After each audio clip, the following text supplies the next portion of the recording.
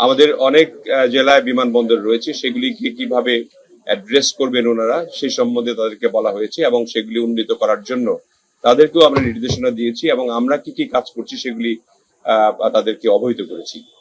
এবং আমাদের পর্যটন সম্বন্ধে অনেক কথা হয়েছে, বিশেষ করে আমাদের কক্সবাজার, আমাদের কুয়াকাটা এবং বড় বড় স্থাপনাগুলি যেগুলো আছে পর্যটনের, কিভাবে আমরা কাজ করতে পারি সম্মিলিতভাবে। এটা অল অ্যাবাউট আপনার আন্ডারস্ট্যান্ডিং এর ব্যাপার আর কি। আমাদের নির্দেশনা অনুযায়ী তারা যেভাবে কাজ করবেন সেই নির্দেশনাগুলি তাদেরকে দিয়েছি এবং তারা যাতে খুব নিজেরা একটু মানে উৎসাহিত হয় সে ব্যাপারে আমরা তাদেরকে বলেছি যে আপনারা আগের মতো কাজ না করে এই গণতান্ত্রিক সরকারের আমাদের মাননীয় প্রধানমন্ত্রী জনাব তারেক রহমান যেভাবে দেশটাকে দেখতে চান, আপনাদেরকে নিয়ে আপনারা সবাই মিলে একসঙ্গে একযোগে মিলে এই দেশটাকে আমরা একটা কার্যকরী দেশ হিসেবে পরিণত করব। সেই হিসাবে আমরা পর্যটনের প্রত্যেকটি জেলায় প্রায় পর্যটনের স্থান রয়েছে, সেই স্থানগুলিকে একটু বিন্যাস করে প্রয়োজনে সেগুলি উন্নত করার জন্য বিদেশি আমরা সহায়তা নিয়ে অথবা পিপিপি মডেলে কিছু করার জন্য তাদেরকে আমরা আশ্বস্ত করেছি এবং তারা উৎসাহিত হয়েছে। আমরা প্রত্যেকটি জেলার যে প্রশাসক ছিলেন এবং কমিশনাররা ছিলেন, বিভাগীয় কমিশনার, তাদেরকে আমরা বলেছি পদক্ষেপগুলি গ্রহণ করার জন্য।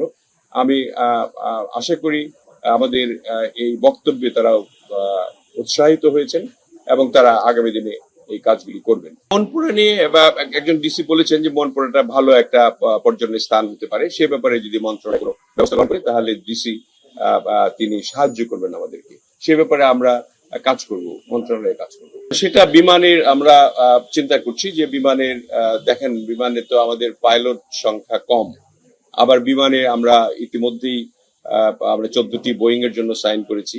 আমাদের বিমান বহরটি একদম আন্তর্জাতিক মানের হলেও আন্তর্জাতিক বিমান রয়েছে ঠিকই, কিন্তু আন্তর্জাতিক মানের নয়। সেই মান সম্পন্ন করার জন্য আমরা ইতিমধ্যে 14টা স্বাক্ষর করেছি এবং আরো কিছু বিমান আমরা লিজ করব। সেগুলিকে নিয়ে আমরা এই বিমানবন্দরগুলি যেগুলি আছে আরো ব্যবহৃত হচ্ছে না, প্রায় 8টি-9টি বিমানবন্দর, সেগুলিকে আমরা নতুন করে রিপেয়ার করে এটাকে চালু করব আভ্যন্তরীণ রুট হিসেবে। সেগুলি আমরা তো এটা আমার মন্ত্রণালয়ের ব্যাপার, আজকে এই ব্যাপারে কোনো আলোচনা হয়নি। এগুলি আমরা প্রথম দিকে প্রায়োরিটি ভিত্তিক রেখেছি বগুড়া, ঠাকুরগাঁ, নীলফামারী, সৈয়দপুর এবং আমরা অতি সত্বর কক্সবাজারকে ইন্টারন্যাশনাল এয়ারপোর্ট হিসাবে আমরা নির্বাচিত করেছি। সেটা আমরা শুরু করবো হয়তো 3-4 মাসের মধ্যেই। আবার থার্ড টার্মিনাল শুরু করবো ডিসেম্বরের 16 ডিসেম্বর আমরা আশা করছি করতে পারবো। সো সব মিলিয়ে বিমান এবং পর্যটন মিলিয়ে যে কথাগুলি হলো, আমার মনে হয় জেলা প্রশাসক বৃন্দ সবাই উৎসাহিত হয়েছে এবং তারা আমাদের সঙ্গে কাজ করবে। আমরা একাডেমি সম্ভাব্যতা যাচাইয়ের জন্য 7 তারিখে যাচ্ছি।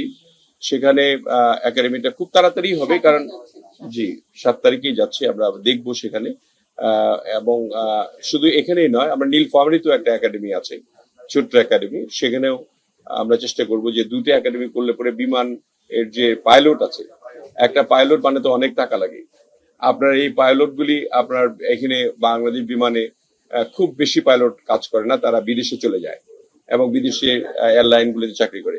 যাতে করে এখানে আমরা সর্বক্ষেত্র থেকে, আগে পাইলটের একটা অংশ ছিল শুধু পাইলটের ছেলে বা পাইলটের আত্মীয় স্বজন ছাড়া মানে তারা পাইলট হতো না। এখন আমরা চাচ্ছি যে সার্বিকভাবে সবাই যাতে এই এভিয়েশন সেক্টরে আসতে পারে, পাইলট হতে পারে, তারা চাকরি করলে আমাদের বৈদেশিক মুদ্রা আয় অনেক বেশি। সেজন্য আমরা খুবই গুরুত্ব দিয়ে আমরা একাডেমি করছি।